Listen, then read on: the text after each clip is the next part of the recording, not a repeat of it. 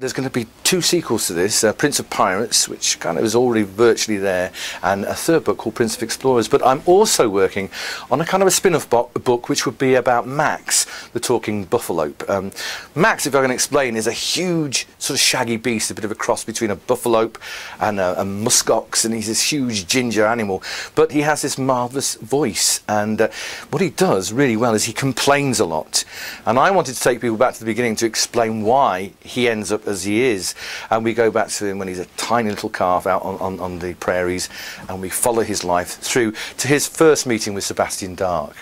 The inspiration for Sebastian Darke came about almost by accident. I had been working as an adult writer, and some of the stuff I was writing was quite sort of pacey and quite aggressive, and I have a daughter. Well, she's like 13 years old now, but she was 10 when I started on this project, and said to me one day, "Dad, can I read one of your books?" I immediately thought, no, you can't do that. So I said very rashly, "I'll tell you what I'll do, I will write a book for you." So what I did was I went off and I wrote a first chapter, and I would read it to her at night, and provided that she was enjoying it, and she seemed to be, I carried on.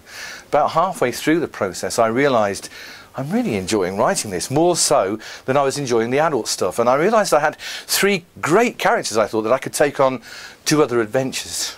The routine that I use when I'm writing my books is basically, it's quite an organised one. I used to work in a big office. I was a copywriter for many years.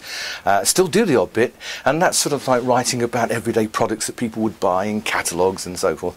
So I have to work pretty much 9 to 5. I have an office at home. It's a great big ramshackle place full of rubbish and stuff, and I go in there, and you know, 9 o'clock I sit down and I start writing, and I try and do as much as I can in a day. I mean, days vary. Sometimes you don't write, sometimes you research, sometimes you might want to watch something like a DVD you just read it. No, but seriously.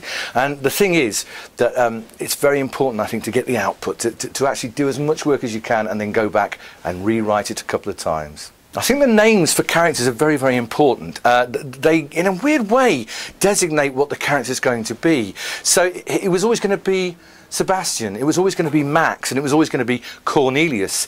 Now, I can't actually explain it other than to say those are the names that the characters want.